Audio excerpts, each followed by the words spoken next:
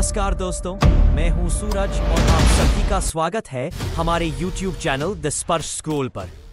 यह पृथ्वी पर सबसे ठंडा, सबसे अलग थलग और सबसे कम समझा जाने वाला स्थान है। अंटार्कटिका की अंतहीन बर्फ के नीचे संरचनाएं, जीवाश्म और सुराग दबे हैं जो पृथ्वी के इतिहास के बारे में हमारे ज्ञान को फिर से लिख सकते हैं और प्राचीन दुनिया के बारे में हमारी समझ को चुनौती दे सकते हैं। सदियों तक अंटार्कटिका प्राचीन नक्शों पर एक खाली जगह से ज्यादा कुछ नहीं था। सभ्यता के किनारे पर एक अछूती जमी हुई दुनिया, ऑस्ट्रेलिया से दोगुना बड़ा, पूरे यूरोप से भी बड़ा और दुनिया की 90% बर्फ को समेटे हुए अंटार्कटिका ग्रह पर सबसे कम खोजे गए स्थानों में से एक बना हुआ है।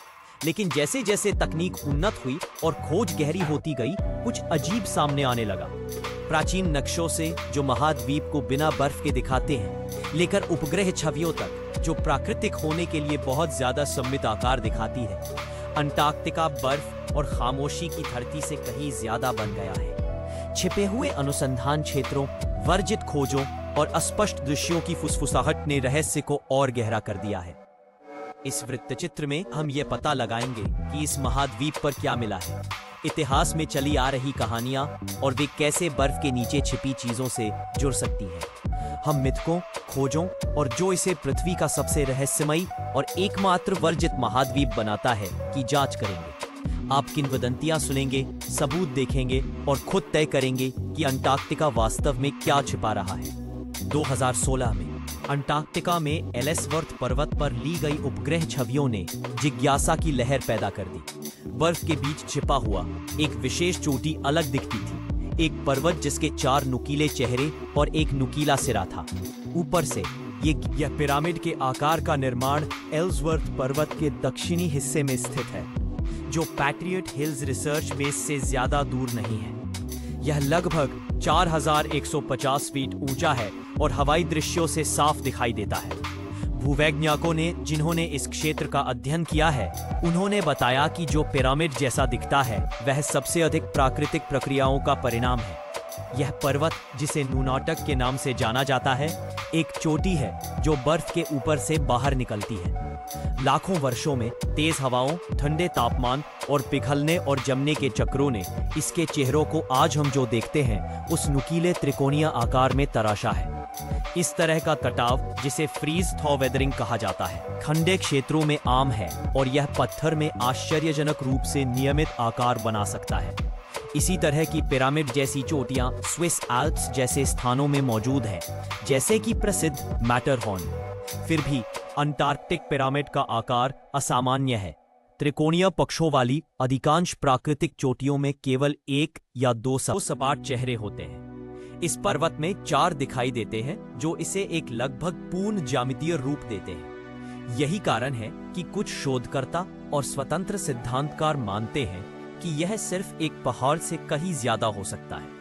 वे सुझाव देते हैं कि यह संरचना कभी एक मानव निर्मित संरचना हो सकती थी, संभवतः एक पिरामिड जो अब बर्फ की मोटी परतों के नीचे दब गया है। ये विचार दुनिया के अन्य हिस्सों में प्राचीन पिरामिडों की तुलना में और भी रोचक हो जाते हैं। इजिप्ट, मेक्सिको और पेरू के पिरामिडों में सभी समान डिजाइन, चौड़े आधार, ढलान वाले पक्ष और प्रमुख दिशाओं के साथ एक मजबूत संरेखन साझा करते हैं। कुछ का मानना है कि यह पैटर्न वास्तुकला की एक साझा समझ दिखाता है, संभवतः एक ही पुराने स्रोत से आया है।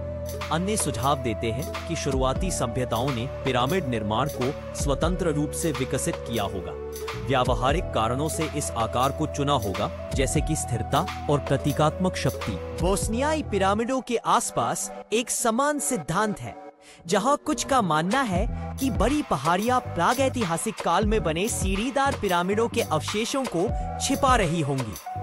हालांकि मुख्य धारा के पुरातत्वविद इन दावों को खारिज करते हैं। समर्थक चिकनी ढलानों और संरेखित कोनों को कृत्रिम डिजाइन के संभावित संकेतों के रूप में इंगित करते हैं। यही तर्क अब एलेसवर्थ पर्वत के कुछ हिस्सों पर भी लागू किए जा रहे हैं। पर्यवेक्षकों का दावा है कि कुछ आसपास की पहाड़ियां और बर्फ से ढकी पहाड़ियां भी पिरामिड जैसे आकार छिपा सकती है। उपग्रह छवियों पर कई चोटियों में लगभग सममित रेखाएं और वर्गाकार आधार दिखाई देते हैं। जो चीज अंटार्कटिक संरचना को वैज्ञानिकों के लिए इतना रहस्यमय बनाती है वो है पहुंचने में कठिनाई। महाद्वीप बर्फ की एक विशाल चादर से ढका हुआ है जो कुछ क्षेत्रों में 1 मील से भी अधिक मोटी है। भूमि का केवल एक छोटा सा हिस्सा सतह से दिखाई देता है। कठोर मौसम, दूरस्थ स्थान और अंतर्राष्ट्रीय नियम बड़े पैमाने पर खोज को लगभग असंभव बना देते हैं। यही कारण है कि इन संरचनाओं के पीछे की पूरी कहानी छिपी हुई है। हाल के वर्षों में उपग्रह तकनीक ने वैज्ञानिकों और शोधकर्ताओं को अंटार्कटिका को पहले से कहीं अधिक विस्तार से देखने की अनुमति दी है। इन उच्च ऊंचाई वाली छवियों ने बर्फीली सतह पर बिखरी हुई और भी अजीब विशेषताओं को उजागर किया है। उनमें से दरवाजों जैसी बड़ी अंधेरी आकृतियां हैं जो पहाड़ की ढलानों में उकेरी गई हैं, और यहाँ तक कि पैटर्न भी है जो मानव निर्मित सीढ़ियों जैसे दिखते हैं। इन खोजों ने कई लोगों को हैरान किया है और शोधकर्ताओं और सिद्धांतकारों के बीच अनगिनत चर्चाएं छेड़ी हैं। सबसे ज्यादा चर्चा में से एक संरचना पूर्वी अंटार्कटिका के एक दूरस्थ क्षेत्र के पास दिखाई देती है। वहां एक बड़ा आयताकार द्वार साफ दिखाई देता है। यह एक चट्टान के चेहरे के साथ स्थित है जो बर्फ की मोटी परतों से घिरा हुआ है। द्वार का आकार असामान्य रूप से साफ और ज्यामितीय है, जिसमें रेखाएं हैं जो इसे आसपास के प्राकृतिक परिदृश्य से अलग बनाती है। ये संरचना अपनी समरूपता, सीधी किनारों और छायादार आंतरिक भाग के कारण अलग दिखती है।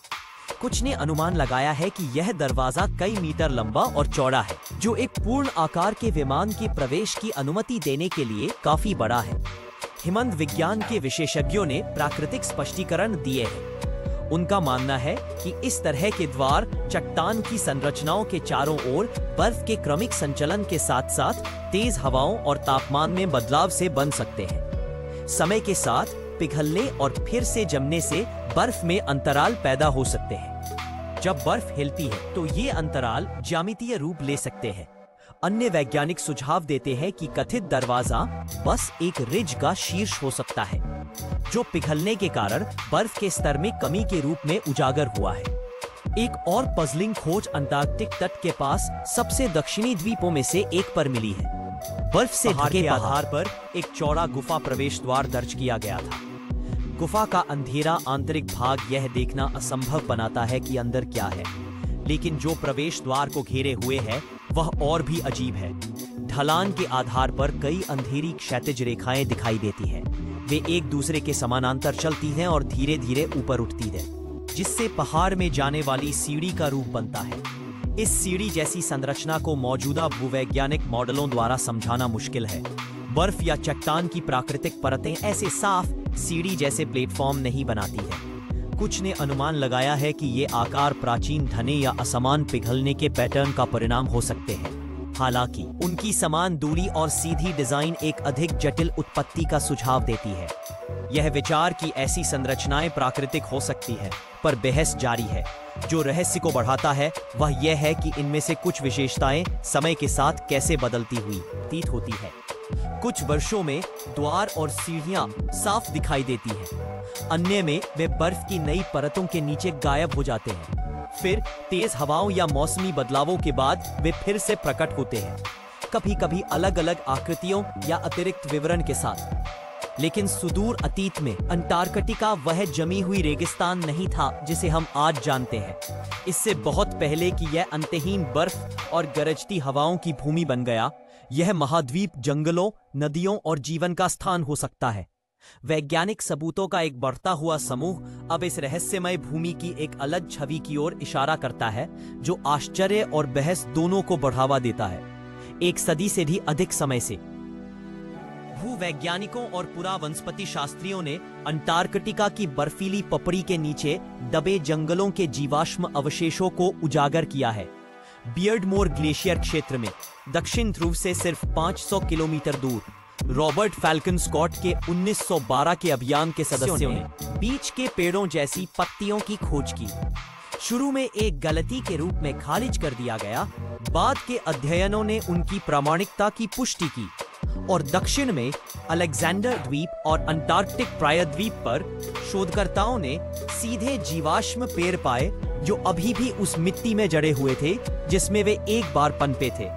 इनमें से कुछ पेड़ जो अब पत्थर बन गए हैं 7 मीटर तक ऊंचे खड़े थे। उनके चारों ओर 100 मिलियन साल पहले मौजूद एक हरे भरे समशीतोष्ण वर्षावन के प्राचीन पराग, पत्तियों और जैविक अवशेषों की परतें थीं।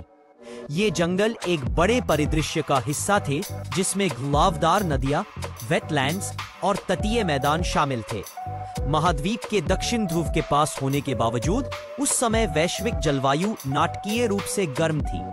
जीवाश्म वनस्पति 13 से 21 डिग्री सेल्सियस की सीमा में तापमान का सुझाव देते हैं, जिसमें ठंड की कोई लंबी सर्दियां नहीं होती थी। इन स्थितियों ने सदाबहार प्रजातियों, शंकुधारी और फर्न को ध्रुवीय के लंबे महीनों के दौरान भी परिदृश्य पर हावी होना संभव बनाया। बर्फ के नीचे हाल की ड्रिलिंग ने पुष्टि की है कि ये सतह जीवाश्म क्या सुझाव देना शुरू कर रहे थे। राइस विश्वविद्यालय की एक टीम ने अंटार्कटिक प्रायद्वीप के तट पर तलछट परतों के अंदर प्राचीन पराग की खोज की। उनके निष्कर्षों से पता चलता है कि 12 मिलियन साल पहले तक यह क्षेत्र टुंड्रा से ढका हुआ था। उससे पहले हिम नदी की एक धीमी लेकिन स्थिर प्रक्रिया शुरू हो गई थी। यह सबूत एक स्पष्ट तस्वीर पेश करता है। अंटार्कटिका का एक जमे हुए बंजर भूमि में परिवर्तन रातों रात नहीं हुआ। यह क्रमिक था और कुछ क्षेत्र पहले की तुलना में बहुत लंबे समय तक बर्फ मुक्त रहे। यह इतिहास एक सम्मोहक सवाल की ओर ले जाता है। क्या इस महाद्वीप पर शुरुआती मानव या पूर्व मानव सभ्यताओं के अस्तित्व के लिए पर्याप्त समय और अनुकूल परिस्थितियां थीं? मुख्य धारा का पुरातत्व इस विचार को दृढ़ता से खारिज करता है। वर्तमान वैज्ञानिक सहमति यह है कि होमो सेपियंस केवल लगभग 3000 वर्षों से अस्तित्व में है और अंटार्कटिक बर्फ की चादरें बहुत लंबे समय से हैं। सबसे पुराने जात नमूनों के आधार पर 14 मिलियन वर्षों से अधिक। फिर भी अलग थलग रिपोर्टें और विवादास्पद खोजें बहस को जारी रखती हैं। अंटार्कटिका के बारे में प्राचीन ज्ञान के विचार से जुड़ा सबसे स्थायी प्रतीकों में से एक पिरी रीस नक्शा है। चलिए दोस्तों, इसके बारे में हम अगली वीडियो में बात करेंगे और आगे की जानकारी कंटिन्यू रखेंगे। तब तक के लिए दिमाग को खुला रखें और चैनल को सब्सक्राइब करना न भूलें।